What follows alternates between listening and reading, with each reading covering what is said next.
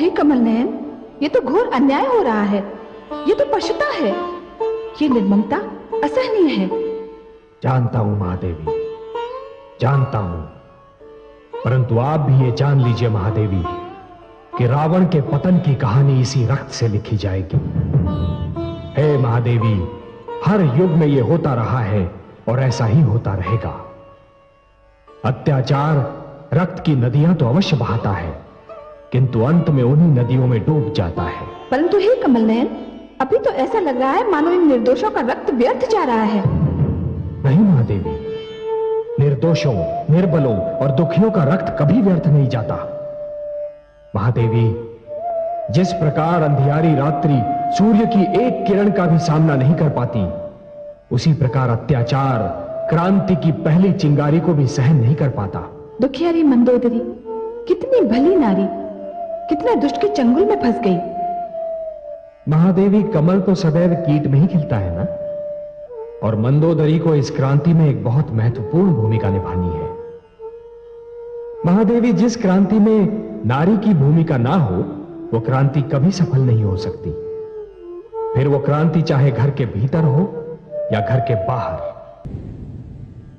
देखा कमल नयन, दुष्टों ने सारा रक्त राजा जनक के खेत में फेंक दिया। राजा जनक के राज्य में भयंकर अकाल पड़ने वाला है महादेवी। क्यों कमल नयन? महादेवी, मिथिला की उपजाऊ भूमि बंजर बन जाएगी, क्योंकि जिस भूमि पर निर्दोषों का रक्त छिड़का जाता है, वो भूमि कुछ भी उपजाने योग्य नहीं रहती। किंतु हे कमल नयन, ये तो घोर अन्याय है। अपराध कोई करे, दंड कोई भुगते। निर्दोषों का ये लहू रावण के अपराधों का फल है, और दंड भोगेंगे तो क्या रे राजा जनक और उनके किसान, जिनकी भूमि बंजर हो जाएगी। महादेवी, विधाता के हर कार्य के पीछे कोई ना कोई उद्देश्य अवश्य होता है। यह तो असंभव है कि रावण को उसके अपराधों का दंड ना मिले, और राजा जनक के राज्य में अकाल का पड़ना, यह भी किसी नई कथा का आरंभ सिद्ध होगा। कैसी कथा? अभी मैं इससे अधिक कुछ नहीं कह सकता महादेवी। हाँ, इतना अवश्य जानता हूं कि इस नई कथा की नायिका भी आप ही होंगी। मैं? कैसे? ये न पूछिए महादेवी। नहीं पूछूंगी।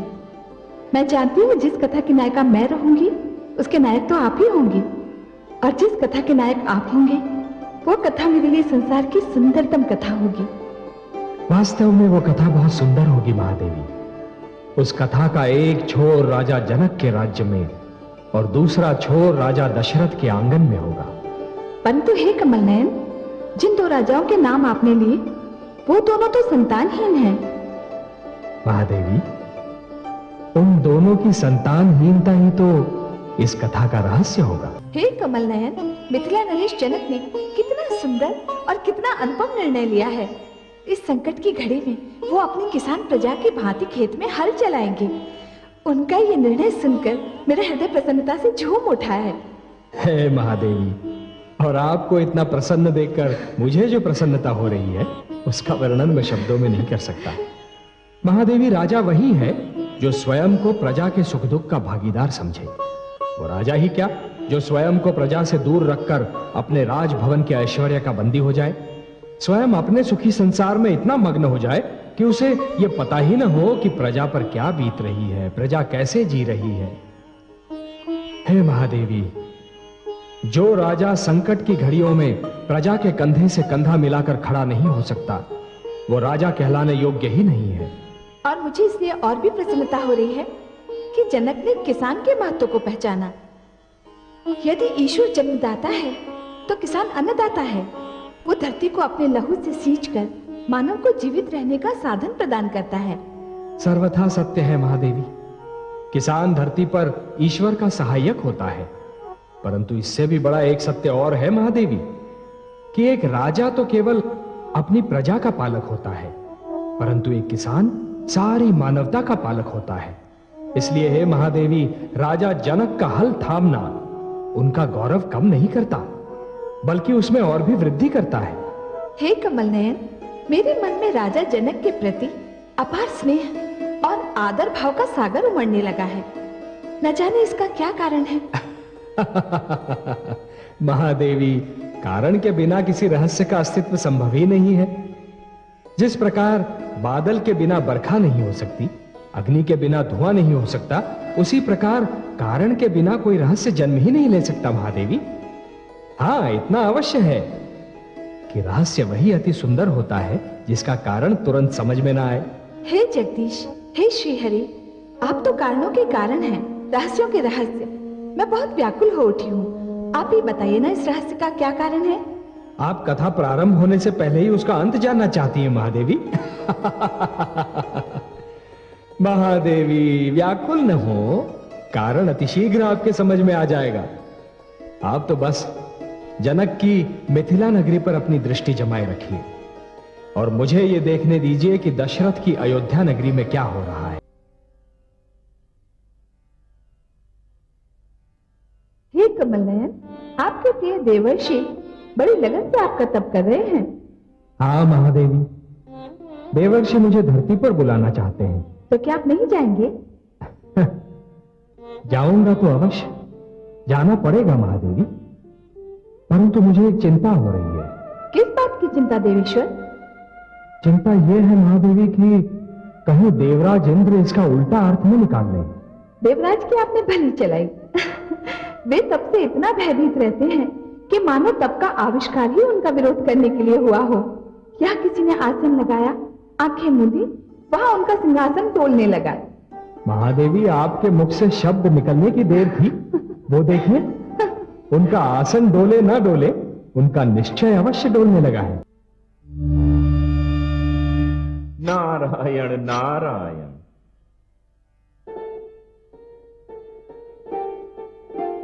प्रणाम सर्वेश्वर। प्रणाम माते। बहुत दिनों से आप दोनों के दर्शन नहीं हुए थे, तो ऐसा प्रतीत हो रहा था जैसे जीवन में कुछ घट सा गया हो, तो नेत्रों की प्यास बुझाने आ गए। आप दोनों के दर्शन हो गए, मेरी तृप्ति हो गई। देवर्षि, हमारे भी अहोभाग्य कि आप पधारे हैं। क्या बात है देवर्षि, आज तो आपका मुख कमल पुष्प की भांति खिल रहा है। लगता है कोई महान अभियान सफल करके लौटे हैं। आपकी इसी बात पर तो मैं आपका दास बन गया हूं माते। आप मेरा मुख देखकर ही मेरे मन की बात भांप लेती हैं। धन्य हो माते, आप धन्य हैं, आप महान हैं, जय हो आपकी। अरे देवर्षि, मैं भी तो आपसे स्नेह करता हूं, मुझे भी तो अधिकार है कि आपकी प्रसन्नता का कारण जानूं। हे जगदीश्वर, आपसे क्या छिपा है? आप ब्रह्मांड के सारे रहस्यों के ज्ञाता हैं, आप सब कुछ जानते हैं, फिर भी आप मेरे मुख से सुनना चाहते हैं कि बात क्या है? यही समझ लीजिए देवर्षि, पर बताइए तो सही। और ये भी बताइए कि आज आप कहां से चले आ रहे हैं? मैं कैलाश से आ रहा हूं। शिव शंकर और पार्वती के दर्शन के लिए? हाँ, उनके दर्शन करने को भी और उनसे वह बात कहने भी जो मैं आपको बताने आया हूं। अब आप बताइए भी, हमारी व्याकुलता और न बढ़ाइए। माते, सर्वेश्वर, मैंने उसे जीत लिया जिसे शिव शंभु भी न जीत पाए। किसे जीत लिया आपने? माते, मैंने कामदेव को जीत लिया। आया था मेरी तपस्या को भंग करने, बड़े बाण चलाए उसने। मैंने भी आंखें खोलकर उसे ऐसी फटकार सुनाई कि अपने बाण संभालकर भागते ही बना। माते, मैंने ये बात शिव शंकर को सुनाई तो उनका मुख उतर गया। माते, काम को जीत पाना कोई सरल कार्य नहीं है। आपने सत्य कहा, मैं अभियान जीत कर आया हूं, अब मुझे किसी का भय नहीं। कामदेव कभी मेरे पास आने का दोबारा साहस नहीं करेगा। अच्छा माते, अच्छा सर्वेश्वर, अब मैं चलता हूं, मुझे अपना तप पूर्ण करना है। प्रणाम सर्वेश्वर। प्रणाम माते। नारायण नारायण। कितनी दुख की बात है कमल नयन, देवर्ष के स्वर से अभिमान टपक रहा था। हाँ महादेवी, देवर्षि के इस व्यवहार ने मुझे भी चिंतित कर दिया है, किंतु मैं देवर्षि को अभिमान के हाथों नष्ट नहीं होने दूंगा।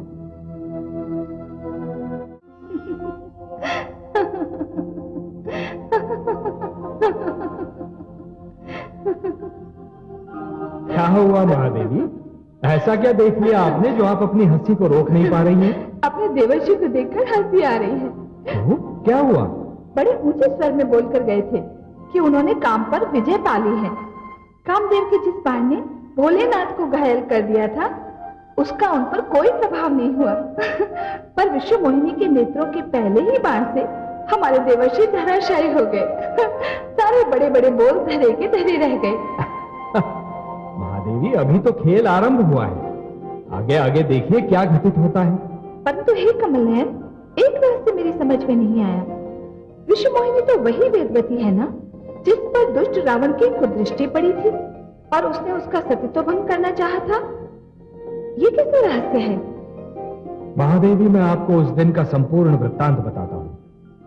रावण जो करना चाह रहा था वो कर नहीं सका, क्योंकि मैंने उसके अपवित्र निश्चय को विफल कर दिया था। महादेवी, वेदवती ने मुझे पुकारा था और मैंने स्वयं अग्निदेव को भेजकर उसकी सहायता की। महादेवी, यदि स्त्री में साहस हो तो वो मर सकती है, परंतु किसी पापी के समक्ष आत्मसमर्पण कदापि नहीं कर सकती। वेदवती ने भी यही किया। विश्व मोहिनी वेदवती का दूसरा जन्म है महादेवी। नारायण नारायण। अरे देवर्षि, आइए ना, आइए ब्रह्मचारी नारद। नारायण, मुझे आपकी सहायता चाहिए। मेरी सहायता देवर्षि? बताइए। नारायण, शीलनगर के राजा शीलनिधि की सुंदर कन्या विश्व मोहिनी का स्वयंवर होने वाला है। तो क्या हुआ देवर्षि? किसी कन्या की सुंदरता और स्वयंवर से आपको क्या लेना देना? आप तो काम को जीत चुके हैं ना। मुझे और लज्जित न कीजिए माते। सत्य तो यह है कि जब से मैंने विश्व मोहिनी को देखा है, मेरे मन में उससे विवाह करने की प्रबल इच्छा जागृत होती है। देवर्षि, विवाह की इच्छा तो प्रकृति की सुंदर देन है, परंतु आप इतने व्याकुल क्यों हैं देवर्षि? आप ही ने तो कहा अभी कि विश्व मोहिनी का स्वयंवर होने वाला है। हाँ नीलकांत। तो फिर जाइए, स्वयंवर में भाग लीजिए। भला कौन है जो आपके आगे ठहर सके देवर्षि? और आपके होते हुए विश्व मोहिनी किसी और के गले में वरमाला डाले, ये कभी हो सकता है? यही तो भय है जगदीश्वर। विश्व मोहिनी के स्वयंवर में एक से बढ़कर एक सजीले नवयुवक और राजकुमार आएंगे, जिनकी वेशभूषा और सजधज निराली होगी। हे नारायण, उन राजकुमारों और नवयुवकों के सामने मैं सीधा साधा रूखा फीका सन्यासी कहां टिक पाऊंगा? अपने इन वस्त्रों और इस रूखे फीके रूप को देखकर तो मैं तो विश्व मोहिनी की दृष्टि में ही नहीं आ पाऊंगा।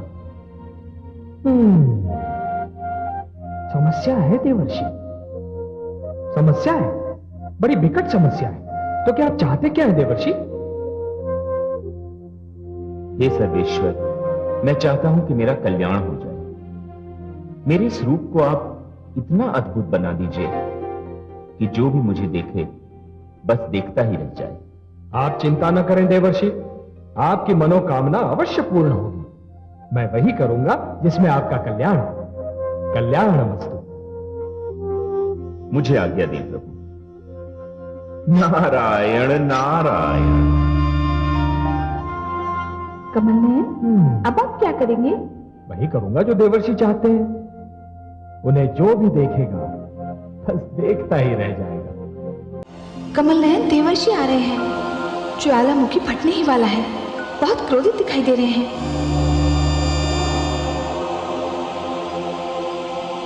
ये आपने अच्छा नहीं किया लक्ष्मी नारायण। मेरी जग हंसाई करवाकर आपने अच्छा नहीं किया। मैं आपको श्राप दे रहा हूं कि आप मानव योनि में जन्म लेंगे, अपनी प्रियतमा जीवन संगिनी के वियोग को झेलेंगे और मुझे जो रूप देकर आपने मेरी जग हंसाई करवाई है, उसी रूप को रखने वाले लोगों से आपको सहयोग और सहायता की भीख मांगनी होगी।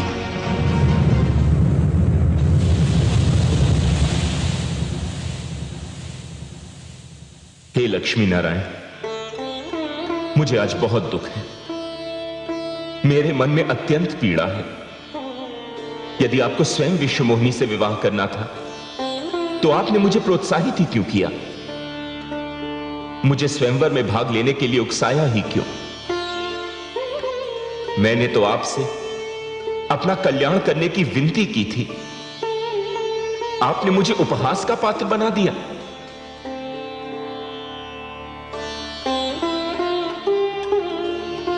माते, माते, आप कुछ कह क्यों नहीं रही हैं? अपने पुत्र के अपमान पर आप कुछ बोल क्यों नहीं रही हैं माते? हे कमल नयन, देवर्षि के प्रश्नों का उत्तर दीजिए। मुझसे इनका दुख देखा नहीं जाता, ये मुझे अत्यंत प्रिय है। देवर्षि, आपने 2 प्रश्नों का उत्तर चाहा है। पहला यह कि मैंने आपको विश्व मोहिनी के स्वयंवर में भाग लेने के लिए प्रोत्साहित क्यों किया, और दूसरा ये कि आपको वानर रूप देकर मैंने आपका उपहास क्यों करवाया। हां नारायण, और मुझे अपने इन 2 प्रश्नों का उत्तर यहीं और अभी चाहिए। निस्संदेह देवर्षि, जहां तक आपको स्वयंवर में भाग लेने के लिए प्रोत्साहित करने का संबंध है, तो मैं आप पर यह सत्य प्रकट करना चाहता था देवर्षि कि आपकी उस घोषणा के उपरांत भी कि आपने काम को जीत लिया है, आप काम को जीत नहीं पाए। देवर्षि, यदि आपने काम को जीत लिया होता तो विश्व मोहिनी को देखने के उपरांत आप उस पर आसक्त न हुए होते, अपना आपा न खो बैठते। हे देवर्षि, धरती पर जो कुछ हुआ वो तो केवल मेरी लीला थी, सर्वत्र माया का खेल था। लीला थी, खेल था, माया थी? मैं समझा नहीं नारायण। हाँ देवर्षि, वेदवती आपके नारायण की भक्त थी, इन्हें पाना चाहती थी, परंतु रावण की दुष्टता के कारण उसके जीवन का अंत हुआ। तब उसने विश्व मोहिनी बनकर अपने आराध्य विष्णु को पा लिया। हाँ देवर्षि, देवर्षि नीचे देखिए, जहां आपको शील नगरी दिखाई दी थी, राजा शील का भवन दिखाई दिया था, विश्व मोहिनी का स्वयंवर मंडप दिखाई दे रहा था, अब वहां क्या है?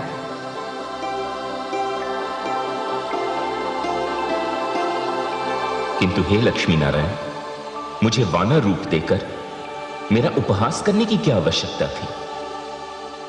देवर्षि, मैं तो केवल आपको यह बताना चाहता था कि जब किसी व्यक्ति के मन में अहंकार डेरा जमा लेता है तो उसका अच्छा भला रूप भी बिगड़ जाता है। देवर्षि, जब अहंकारी व्यक्ति अहंकार के मद में चूर सिर उठाए और छाती फुलाकर चलने लगता है तो यह भूल जाता है कि उसकी उस चाल और मुद्रा को देखकर बुद्धिमान व्यक्तियों को हंसी आती है। देवर्षि, जिस प्रकार दिए की लौ अपनी ही बाती को धीरे धीरे जलाकर राख करती है, उसी प्रकार ऋषि का अहंकार उसके तेज और तप का नाश करता है।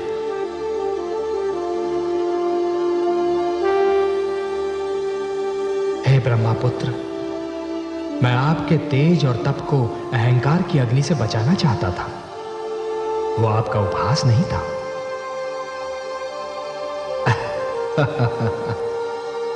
देवर्षि, मैं जानता हूं कि आपके मन से अब अहंकार निकल चुका है। मुझे क्षमा कर दीजिए लक्ष्मी नारायण, मुझे क्षमा कर दीजिए, मुझे क्षमा कर। देवर्षि,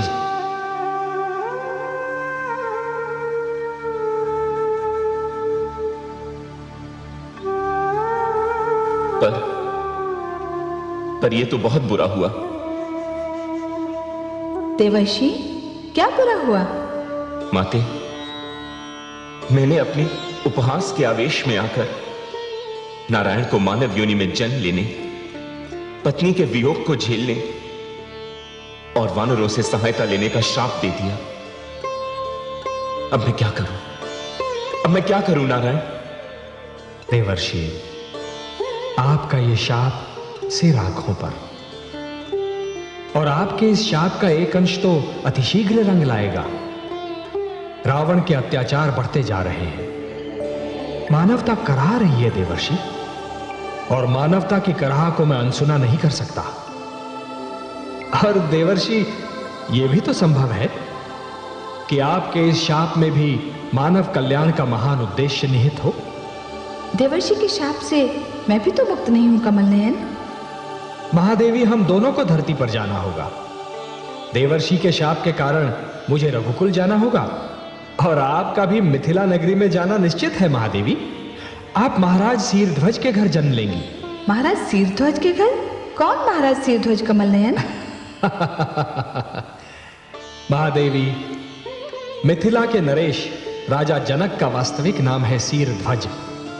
उनके वंश के हर राजा को विदेह या जनक कहकर पुकारा जाता है, क्योंकि उनका आदि पुरुष एक मृतक की देह से जन्मा था। मृतक की देह से? ऐसी विचित्र बात कहकर आपने मेरी उत्सुकता बढ़ा दी है। भला मृतक की देह से कोई जीवित कैसे जन्म ले सकता है? महादेवी, अच्छा होगा कि जिस वंश में आप जन्म लेने वाली हैं उसके विषय में सब कुछ जान लें। मैं जानने के लिए उतावली हो रही हूं कमल नयन। बहुत पहले एक राजा निमि हुआ करते थे, जो बहुत ज्ञानी, विद्वान और प्रतापी थे।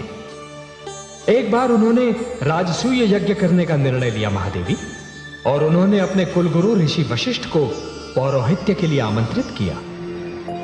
और इस प्रकार ऋषि वशिष्ठ के क्रोध और शाप के कारण राजा निमि का देहांत हो गया। दुख तो यह था महादेवी कि राजा निमि बिना संतान के थे। उनके उपरांत उनके कुल का अंत निश्चित था। उत्तराधिकारी के बिना उनका विशाल राज्य सूना रह गया। पर महादेवी, ऋषि गौतम ने सप्त ऋषियों से सहायता मांगी और उन सब ने मिलकर राजा निमि की मृतदेह से संतान प्राप्ति का अभियान आरंभ कर दिया।